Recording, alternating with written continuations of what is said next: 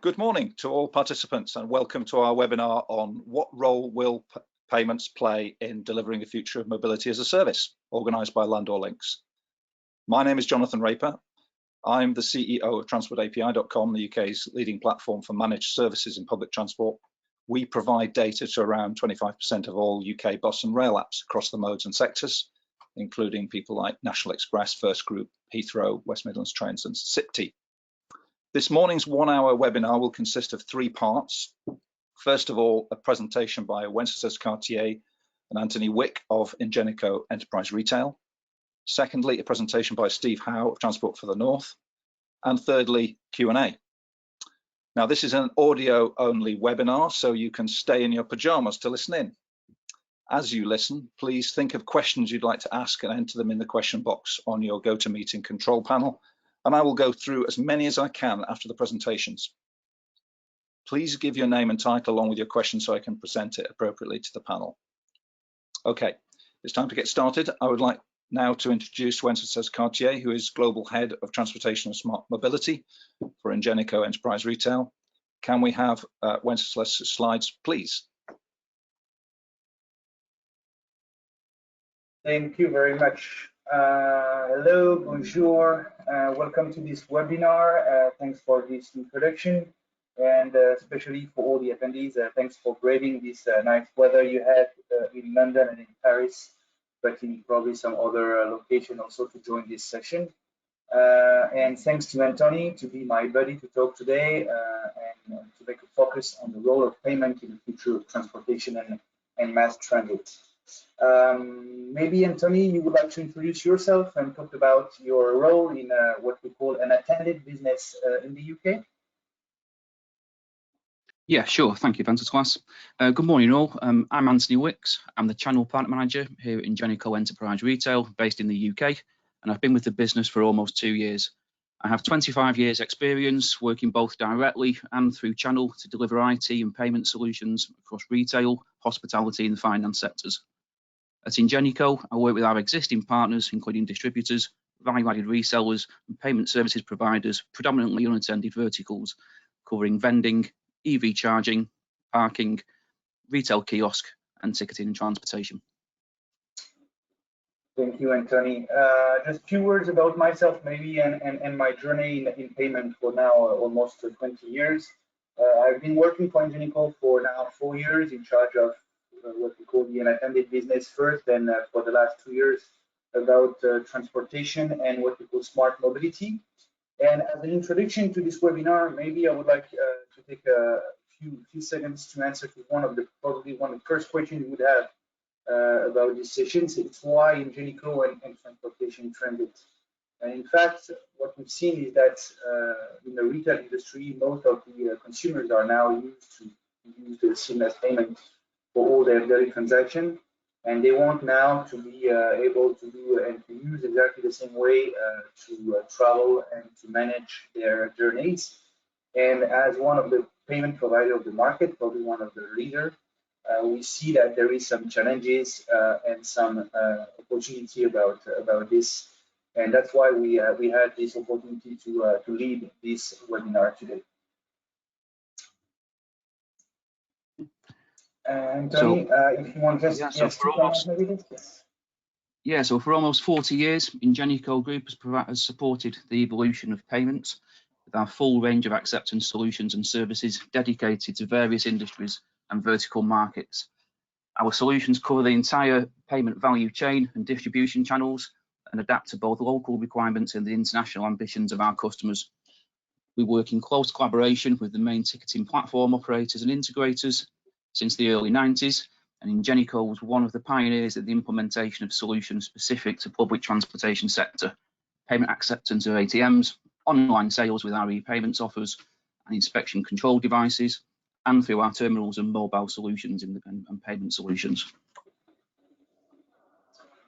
Yeah, so as part of what we have in mind, and I would like just to share with you those 2 pictures or sentences you can see in front of you right now, because I think that they are quite a good representation of what we need and what are the challenges today for our customers to manage transportation in a smart city environment. We need to create now, I would say, a more developed value-added services in line with those expectations and demand about smart cities, about new way to travel from a point A to point B. And this picture that is showing the number of people on individual cars, on a bus or on bikes is quite representative of these new needs for reinventing, I would say, this new market. And I really like, and I started to do my job at Ingenico with this quote from the mayor of Bogota, and I think that it's definitely the case, and especially today with the COVID-19 situation. We need to reinvent the city, and we need to find a way, of course, to make the people use public transportation more than using their own car. And in that environment or in that ecosystem, as Ingenico, we definitely need to serve those needs, and we need to provide a unique set of solutions to accelerate the smart cities revolution. And this comes from the self-service, the mobile and e-payment in-store, and now what we would like to talk today, open payments, and more globally, mobility as a service. So within the context of the COVID-19 pandemic, transportation needs to reinvent itself and adapt its processes to meet the sizable shift and change of commuter habits that we've already seen and that we'll continue to see in the foreseeable future. In transit and payments, the changes are real. Due to the social distancing and lockdown measures, we've seen real change in public transportation over the last 3 months. Commuter journeys across the globe are down by at least 70%. Longer distance travel has seen reductions of up to 90%, and payment by cash has drastically reduced, on average seeing a 60% drop. More than 70% of travellers and consumers are saying that they will now avoid the use of cash over the next 6 months. So we've seen a desire to move quickly towards clean payment acceptance. More than 40 countries have now raised their contactless payment thresholds to support higher value transactions, further helping consumers to avoid contact with frequently touched PIN pads. Yeah, and what is interesting from those, if we keep just a second on this slide, the people we were calculating this were mainly European countries, but what is interesting also is that even North America, which was initially one of the most resistant countries to contactless adoption, now they have also initiated the move. And I would like to take just a few seconds also to give you my personal experience with the lockdown and the new way that you are now, and we are, all of us, managing home office, and that would be the reality probably for the next months and probably for the future. It's really interesting to see that open payment and mobility as a service are the perfect match to replace your monthly or yearly transit card subscription. Just like me, I'm locked down at home for the last 2.5 months now in Paris, and instead of paying my monthly transit card, I will probably by the end of this month cancel it and use just the pay-per-use system in Paris, more than using this monthly cards called Navigo. And what we can see, and I will let Anthony explain this, is really what the commuters want now when we are talking about open payment and smart mobility. And I would say that it's really obvious that that's the role of Ingenico to be part of this new revolution. But Anthony, I will let you explain a little bit those keywords there. Yeah, so obviously from this slide, I think, for commuters, speed and convenience of payment is always needed. But I'd really like to highlight 3 words from this slide, which are safety and data privacy. These are key reasons to involve a payment partner like Ingenico in the transformation of transportation. Being able to manage personal data like bank card information, and more importantly, securing and protecting that information with technologies like tokenization, P2P encryption, PCI certification are just some of the reasons why we are trusted by many leading global brands. Yeah, and when we had, so recently also we made some study, and we worked with some consulting company what you can see on slide 11 now on the next one, the different means of transportation, because Ingenico is working, as Anthony said, for quite a long time now in that environment, working in collaboration with the ticketing platform providers, with the integrators, all the major key players. We've seen since the end of 19th, we see a different list of approaches in transportation. Of course, and a lot of people that are joining this call today knows quite well the transportation for London, so I will talk specifically about contactless and NFC open payment, but of course, being able to move to what we call mobile and online ticketing. Also, a new mean of transportation that is growing quite well and request also some specific means of payment, which are the what we call the micro mobility with QR code reading, with NFC reading, to be able to catch up those new means of transportation everywhere on the streets. Of course, and that's a long-term business for Ingenico, the evolution of self-service payment, and we see that the people are moving just from the classical keypad or an attendee device to now what we call connected screen, being able to manage and to buy anything from those new screens. Can buy whatever a connection for the cruise in Paris, or to buy an Apple Pie from anyone, and being able to collect it from the next bakery close to me. And of course, what would be the target for almost all the players on the market, and I take the example of WIM, which is the mass transit approach, with the implementation of one single environment to manage all means of transportation. And from what we've seen at Ingenico, there is definitely an adoption of all these different way to pay and to travel, and that's what you can see with the two next slides here on that presentation, which are displaying, I would say, the major transportation mode we have used or mainly used now in Europe and more globally, starting with, let's say, the most antique one with paper, magnetic tickets and cards, moving then from the paper to plastic with the contactless smart cards, implementing now for many years now also the mobile ticketing, using the SMS to be able to pay and to travel. And then, let's say for the last 4 or 5 years now, moving to another environment, much more relevant, I think, and much more in equation with the expectation from the travelers, which are what we call the open loop cards, or the EMV cards, the usage of your bank card or your smartphone to travel. And of course, combining the proximity payment you can have with the open loop cards and EMV, and the mobile ticketing and the way to use apps, being able to provide this mobility as a service as a whole offer.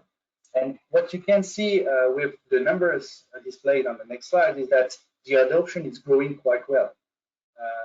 From all the analysis that we made with this consulting company, we consider that those paper-based tickets and contactless smart cards are mostly adopted by most of the countries and most of the cities.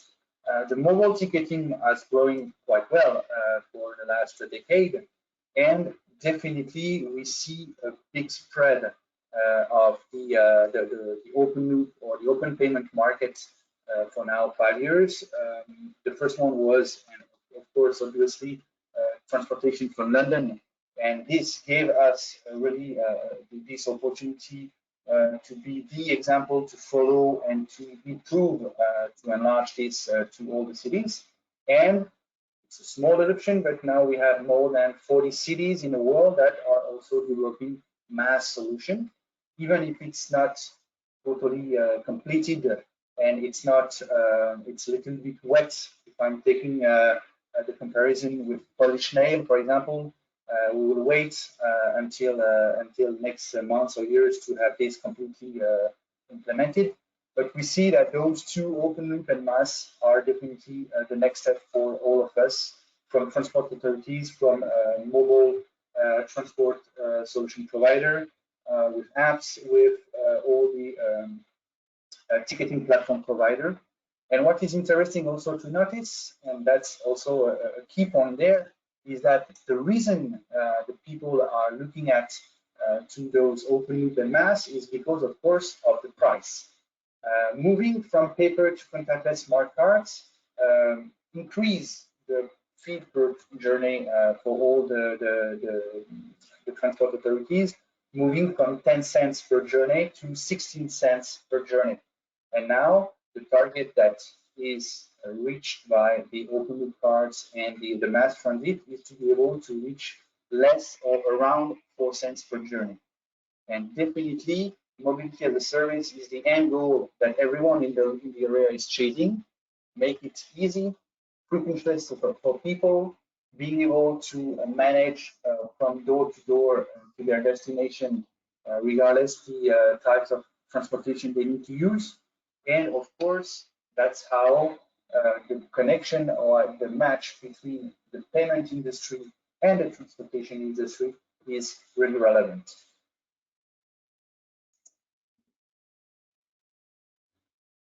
So being part of the transportation, open payments and MaaS ecosystem helps meet objectives in 3 key areas.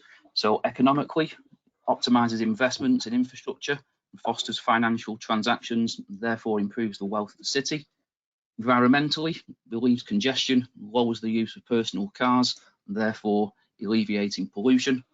And societal, to making urban mobility more inclusive for all people in terms of improving access to all areas for all social classes.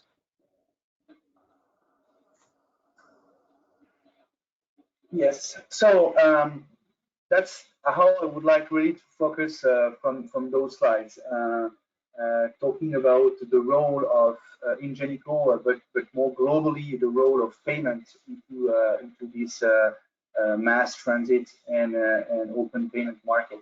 And it's not to be too much overlighting the role of Ingenico of the payment industry. I would say that definitely payment could be and should be the orchestrator to grow that market of transportation and MaaS ecosystem.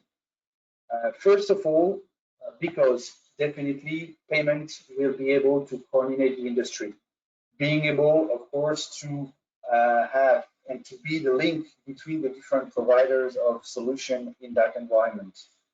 Payment is a key point, being able to manage the coordination between what we call local government or the administration, the public and private transport services. Of course, being able to connect the different players from the payment industry. And I'll be taking the example of what we are starting to do also with Ingenico Lab and the retail enterprise organization, combining the efforts and the component from some startups that are developing a MaaS application, MaaS solution, the ability of such a player like Ingenico to manage the omnichannel approach, being able to connect proximity and online payments. And of course, because all this industry is mostly developed around banks and acquirers, and we can see, and you may have seen that the role of schemes like Visa, like MasterCard, like American Express, but some others also is really important now. And those scheme players want really to be part of this business because they help, just like Ingenico, this new open payment and MaaS transit to develop. Of course, thanks to this coordination between the proximity payment and e-commerce, we will be able to aggregate some disparate ecosystem, because some cities or some transport authorities have decided to start with SMS payment. Some of them have started just with contactless payment with closed loop cards, some of them with EMV cards.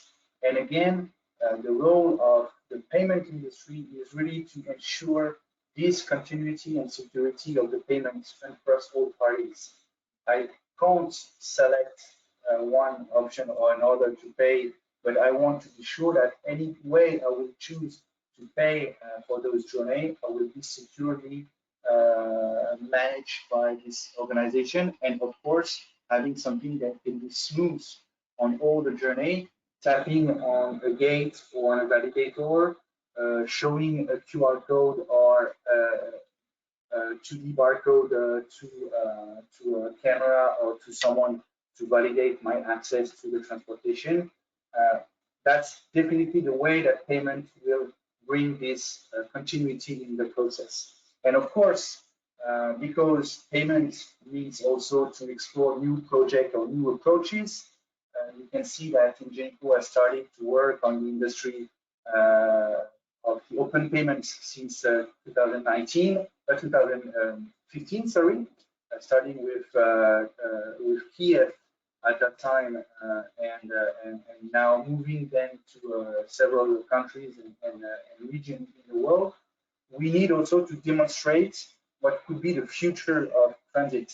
And now that you need also to process not only the classical public transportation, but also micro mobility with scooters, with rental bikes, with sharing cars, and so on. We need to anticipate those new way to use payments, and moving from connected screen to NFC payment to authentication using your bank card and so on. This is the way that we need to drive, and we will drive this market altogether.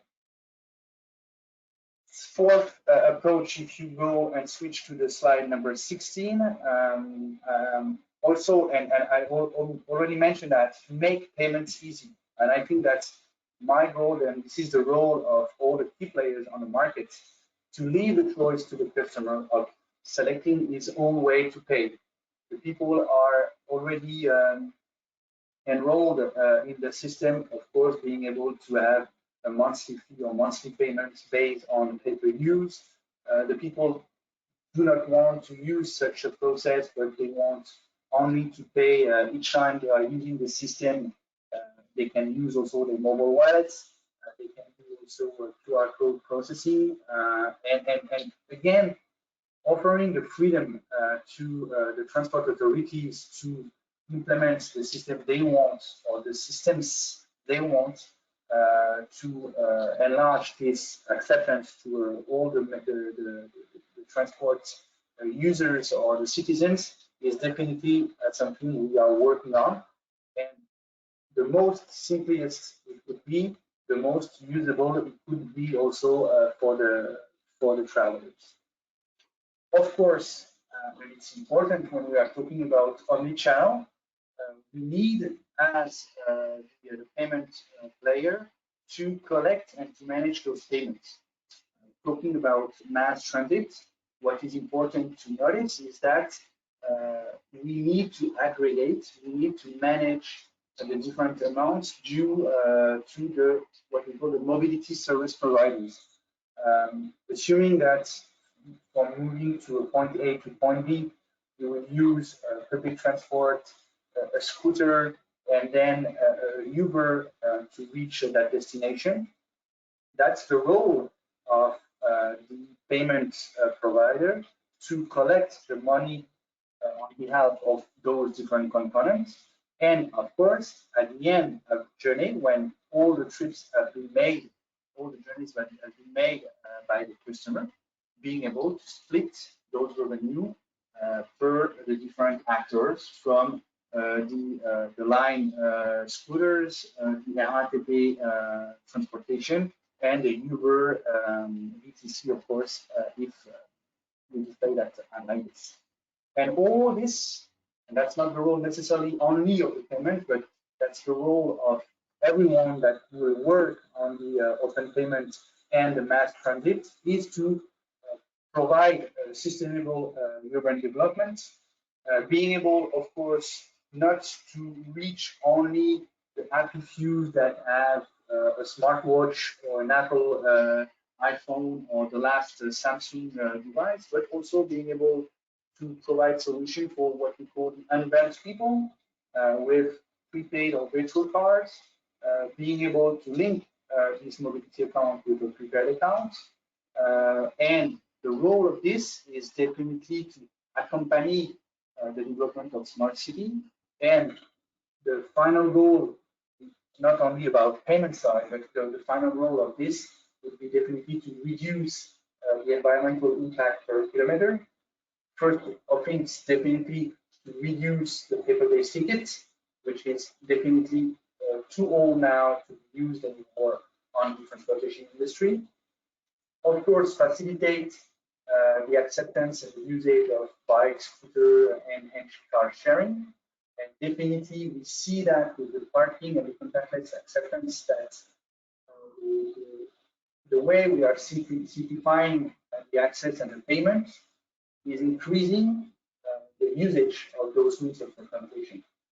As an example, in Paris, sorry, I'm French, but I will take this example.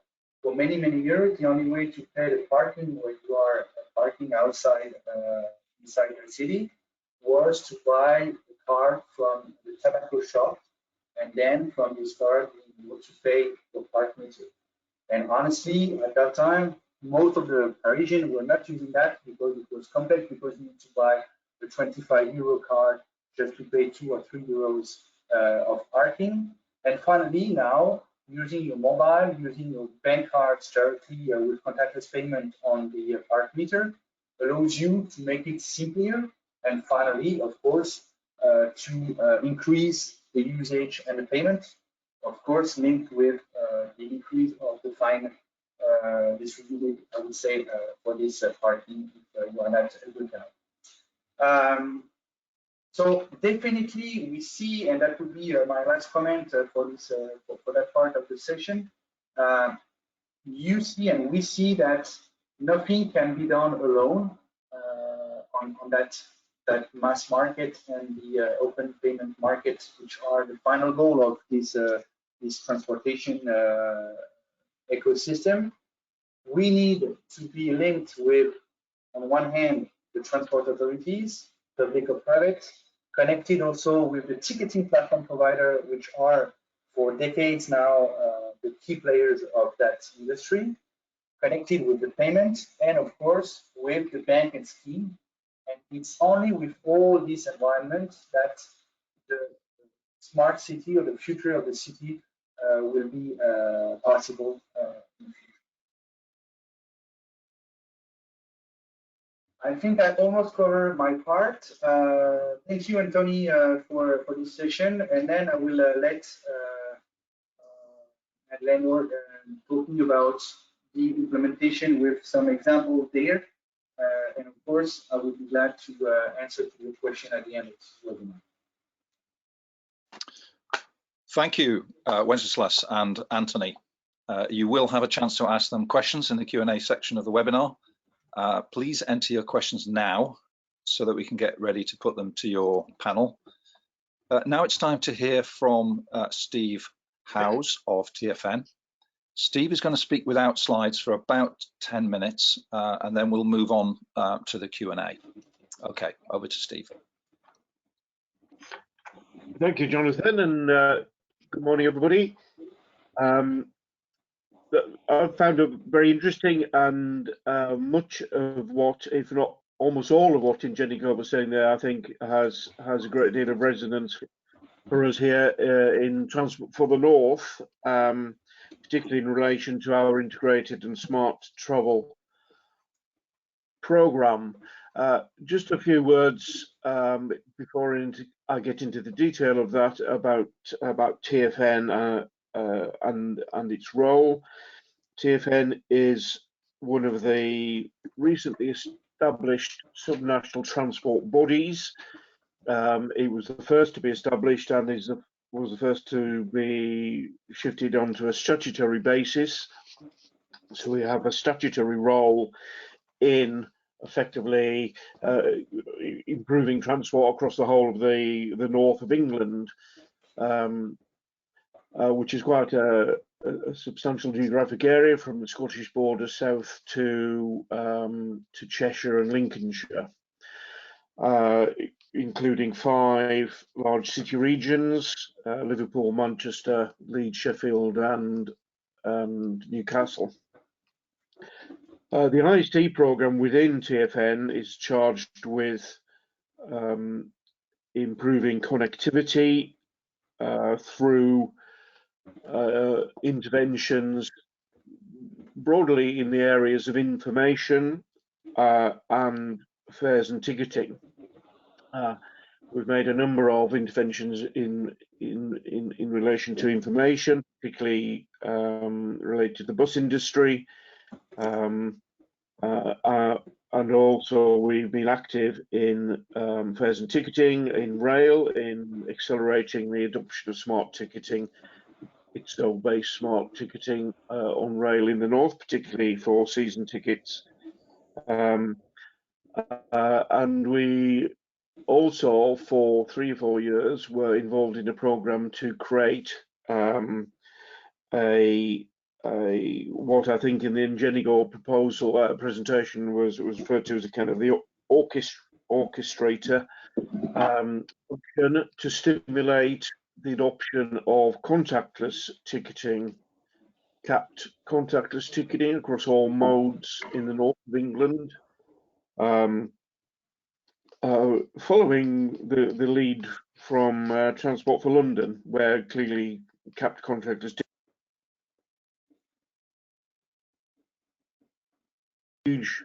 a huge success and has very rapidly taken volumes away from the legacy, what's now increasing the legacy way of paying for travel in London, which is the Oyster card. So we're very keen in the north to build on the success of London to create a capped contactless EMV card proposition across the whole of the north. And I think that the story I'm about to tell about what we did to try and create that proposition across the north brings into focus some of the challenges in realising the vision that Ingenico were describing, which I absolutely would agree with, but it's not entirely straightforward, particularly I think given the public transport landscape in the United Kingdom and England, actually, particularly, where we have outside London a completely deregulated bus industry. So the bus companies are independent private companies. We have a privatized rail industry with the rail services being operated by around 20 franchised rail operators. With some light rail systems which are generally operated by now increasingly by local authorities, and some ferry services in a couple of the big city regions. That landscape, as I was about to describe, is a difficult landscape to play in when you're trying to achieve the kind of visions that Ingenico set out. So coming back to what we endeavoured to do, and some of you may have heard the acronym ABBOT. We tried to create a back office, effectively a back office system that would take taps, contactless taps from trains, light rail systems, from buses from across the whole of the northern region, compile those taps into journeys, and applying the fare rules as established by the operators of all of those public transport services across the north, create a charge which would be subject to daily caps and ultimately a weekly cap, and that charge would then be levied back to the owner of the payment card that was used to carry out that travel. And we went through a process of developing detailed technical requirements for such a service, going to market, going through the process of a procurement up to the point of getting bids back from the market for that service. However, at that point, it became apparent that not all operators were comfortable with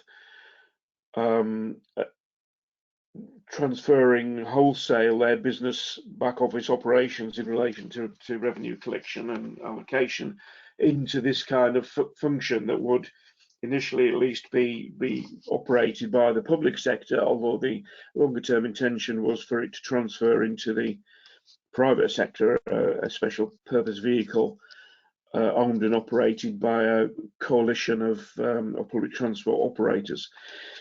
And I think there were two principal issues for operators in joining that club, if I might style it in that way. One was it was very disruptive to their business model, and for bus operators, the vast majority of their business is very simple in business model terms. It's somebody gets on their bus, pays for their ticket, increasingly possible through use of a contactless card or still by cash.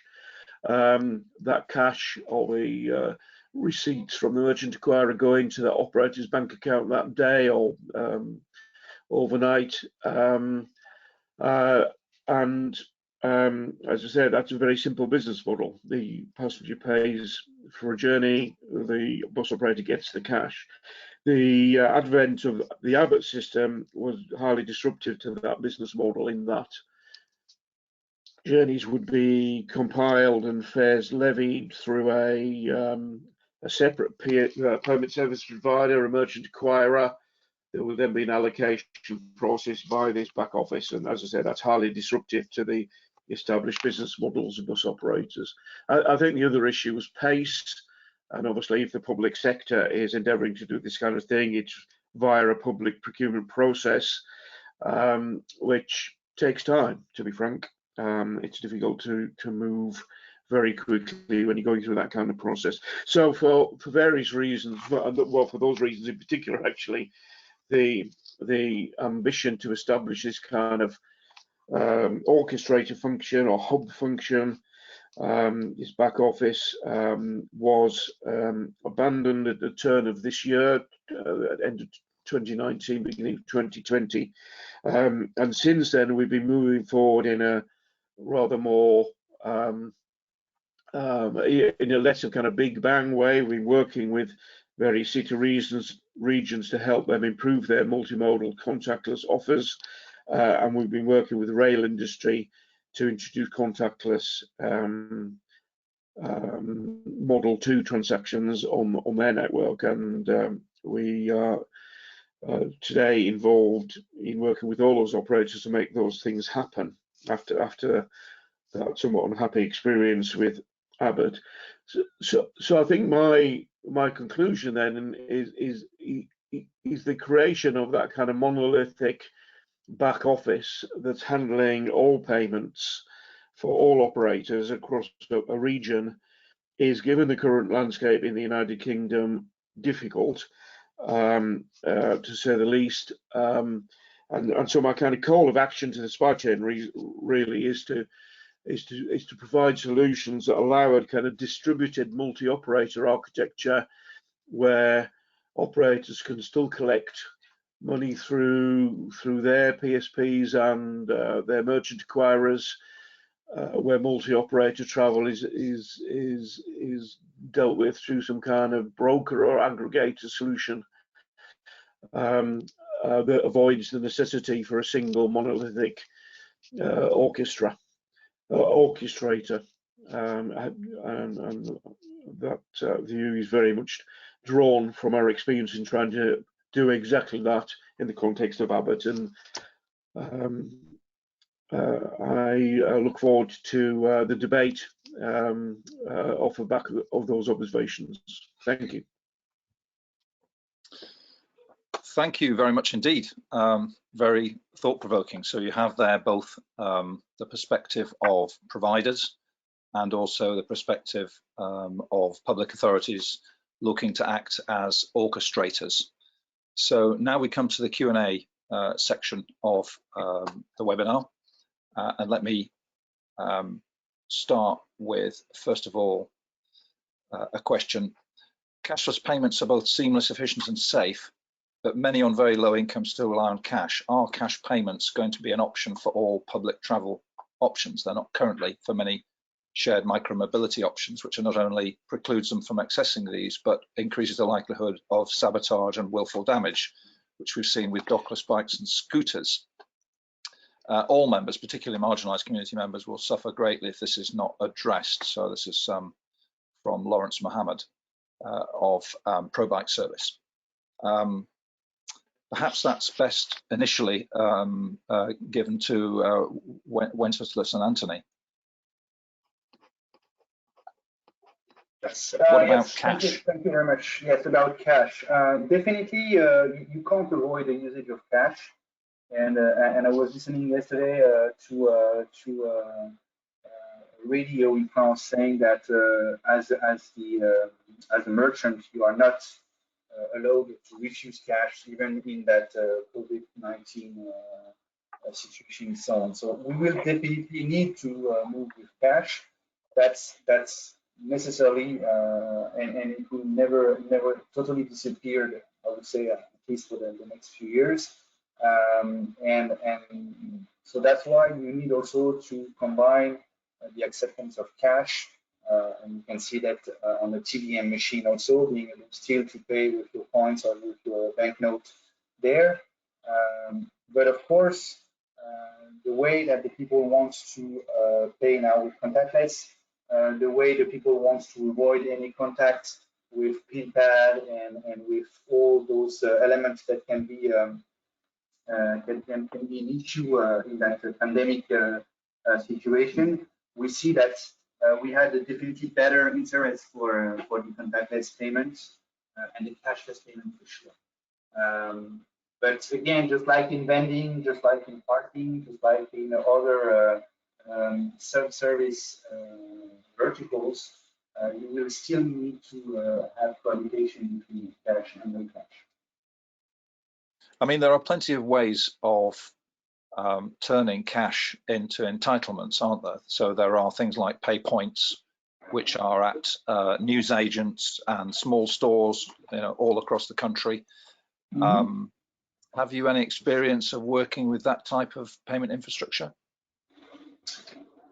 So I used to work with a company before joining Ingenico that was exactly working in that industry of dematerializing the means of payment and so on. So yes, assuming that there is a way for unbanked people or for the people who would be paid, for example, by checks in the US, to transform those payment by checks into a plastic bank card with top-up payment on this. There is also a way to do it with special rings in the UK with the company called Curve or K-Ring that is also using top-up payment, and that will allow the people that want to still have some cash to transform this cash somehow with this new means of payment. But again, we see that this usage of cash will definitely be reducing, and especially on the transportation area, when the people need to avoid to do too much in one single train or in a bus. We can't see the people still paying €1, €2, or €5 or £1 with some cash. Honestly, I really see this as ending with this pandemic situation now. There are some post-paid solutions as well, aren't there? Apps that track mm-hmm. you and charge you based upon you're matched with a public transport journey. Yeah. Any integrations there that you can foresee? You can definitely also have post payment, you're right, and being able to collect the money from the SEPA document or the agreement from the user. There is several options. It could be prepayment, it could be post payment, it could be proximity, it could be top up with prepaid cards also. I would say that the specter or the total number of means of payment that can be deployed in that environment is unlimited. And the goal, of course, is to be able to unify those means of payment with one single solution, or at least one single platform. And that's definitely the role of the payment industry to provide such a solution. Okay, thanks, Wenceslas. Steve, do you have a perspective from TFN about the cash versus card debate? How are we going to address those concerns about making transport right across the range accessible to marginalised parts of our community? Yeah, well, we certainly recognised the inclusion issue in relation to a scheme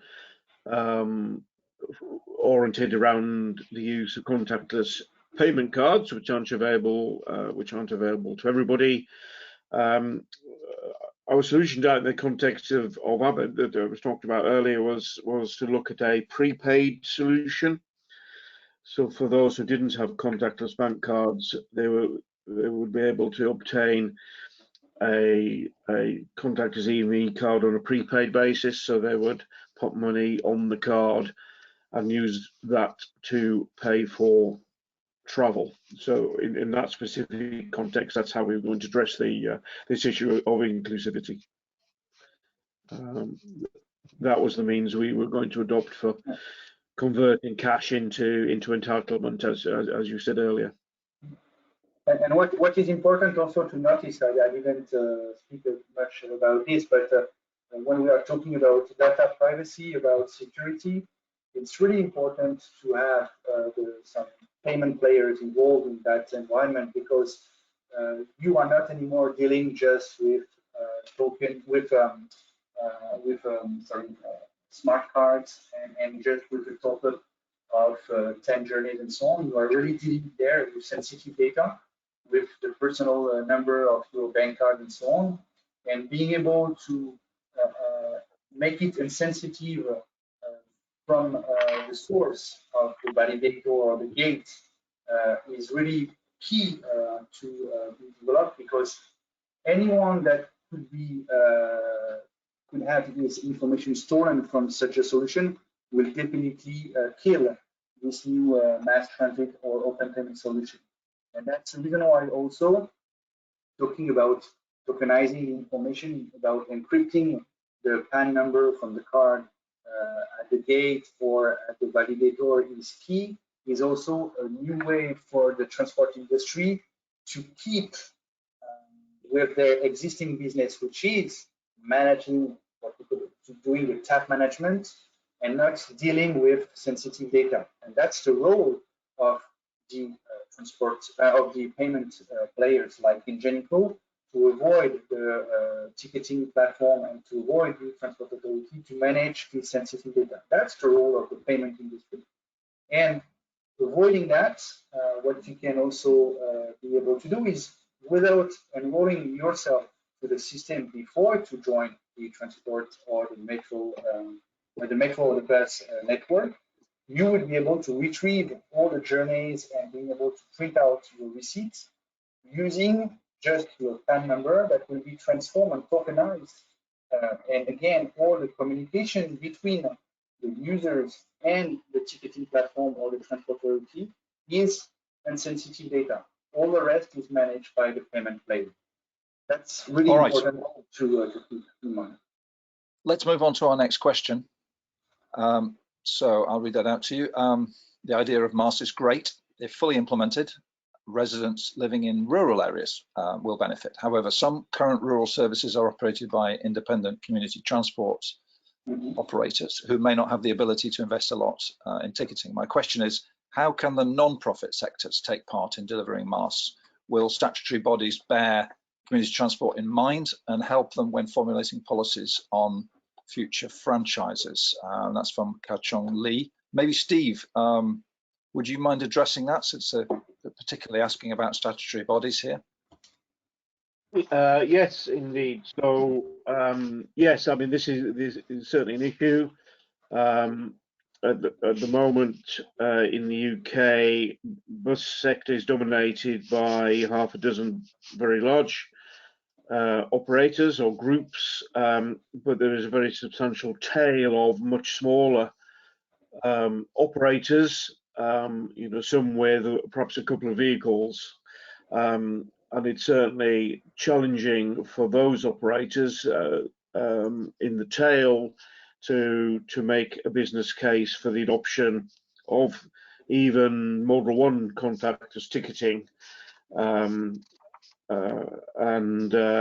However, the structure of the industry in the UK is such that it's difficult for the public sector to help out those smaller bus companies without running into state aid complications, because it is supposed to have a free market. The bus industry outside London is built on free market principles.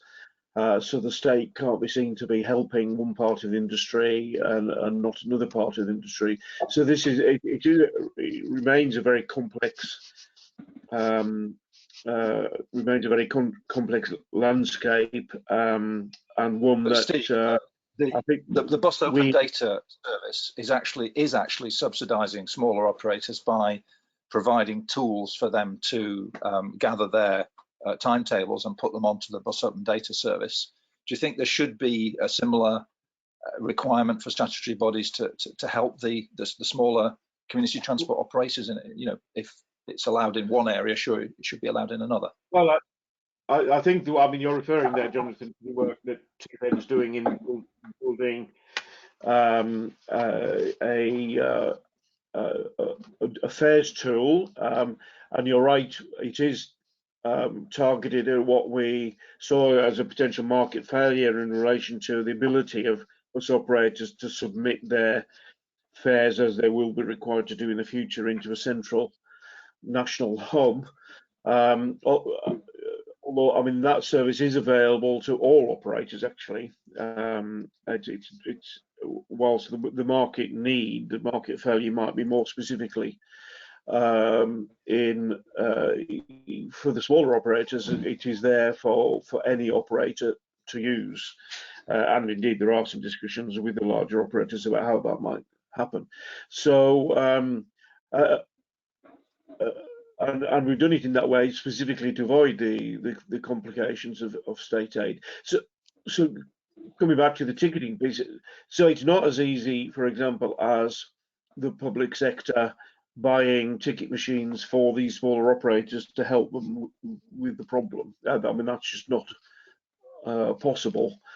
I think in fact, Transport for West Midlands are planning to do precisely that, because they have a situation where one operator runs 95% of all services, and the remaining 5% would otherwise stand outside the ticketing initiatives. So is it a case that is each statutory body taking its own decisions on this?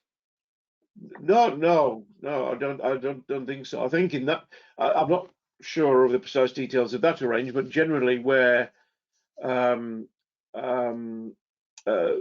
public bodies have tried to overcome this market failure, it's been in relation to putting in place leasing arrangements that means that the bus companies don't have to make the capital investment necessary to modernise their ETMs, and making it more affordable. Again, it's done on the basis that leasing arrangement is available to all bus companies, although perhaps it's the smaller bus companies that would benefit most from it. So there are mechanisms for helping, but as I say, it's all complicated by the need to avoid state aid. All right, here's another question. I have a question about the 132 cities using open loop EMV. Could you give us insights into the customer reaction to these initiatives? In London, this has been very positive, but would be interesting to hear about examples from other cities. From Charles Walker at MaaS Global. Wenceslas and Anthony, perhaps that's one for you to start. Yeah, sure. It's funny when we analyze the implementation of EMV or open loop processing in transportation. Definitely, the first name that comes to mind is London, and that's obviously the biggest implementation we've seen. But when we started this business at Ingenico, we were thinking that the market will grow through Paris, Madrid, Rome, and so on as really the first implementation. Talking about big or mega cities to implement open payment. And finally, what we can see is that the market is not coming from those cities first, it's coming from small cities. The reason it's because most of the time it's a long process to manage open payments, to implement that solution, because the investment to be done are quite big, to be honest, and also because the people want sometimes to test the system only on few lines or on smaller districts. Taking some examples I have in mind, instead of implementing the solution as a whole for the city, the people wants to start, or the transport authority wants to start with the connection between the city center and the airport. That's the case, and it was the case, for example, in Milan, when Ingenico implemented Milan first. We have implemented Malpensa Express, which is the fast train between the city center and the airport, just like the Heathrow Express in London. And finally, after, let's say, several months or a year of implementation and testing, they decided to move and to enlarge the business to the whole city of Milan. We had some small examples also in France, and we had probably some people from Worldline also on the line today. And we know that in France, the first one to be done was done by Worldline with Dijon, which is not probably the biggest one, but at least was the first one that wants to start this implementation. And Ingenico has also developed some other transport authority with such a solution. And finally, we would start taking again the French market with small or medium city, more than directly moving from Paris or Berlin as an example. So that's great. Thanks. Yes. Okay. Let's move on to the next question. Just for those of you who are watching the clock, we are intending to carry on a little bit after 11:30. So we've got some more questions, and we hope to get through them. Here's another question, probably for Steve. While I understand the practical difficulties and resistance on the part of the operators to the big bang approach, sorry, that just my screen scrolled up a bit. Does your change of direction and emphasis make MaaS less likely in the UK?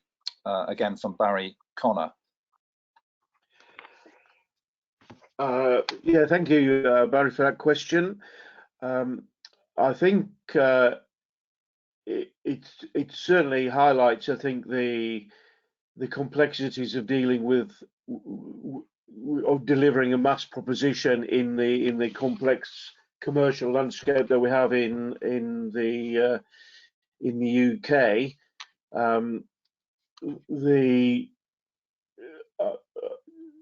I think it's interesting that as a consequence of the Abbott decision, the bus companies now, or at least the big bus companies, the big 6 bus companies, are working together to try and develop a capped contactless multi-operator proposition. It is single mode in that it is just bus, but they themselves are looking at how that might be delivered in such a way as it's not highly disruptive to their business model. So it will probably not be looking at a single monolithic big bang. It will be some kind of federated architecture. So the bus companies are looking at that. We're working with city regions, as I mentioned now, to increase the availability of contactless generally and multi-operator travel where there are multiple modes in the city. And so I think it's caused us to step back and think about how best to deliver it in this commercial landscape.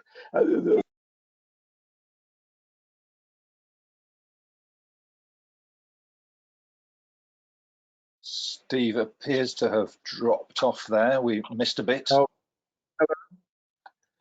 hello there. Yes, so let's, while there's a short break, let me ask them another question, which we got the majority of that, Steve. Let's move on to the next question. Okay. Two different people, Stephen Hyland and Kieran Mongan, both essentially asked the question: who owns MaaS in a typical city area, and how do you encourage operators to get on board rather than developing their own individual MaaS offerings? Maybe Ingenico could address that first.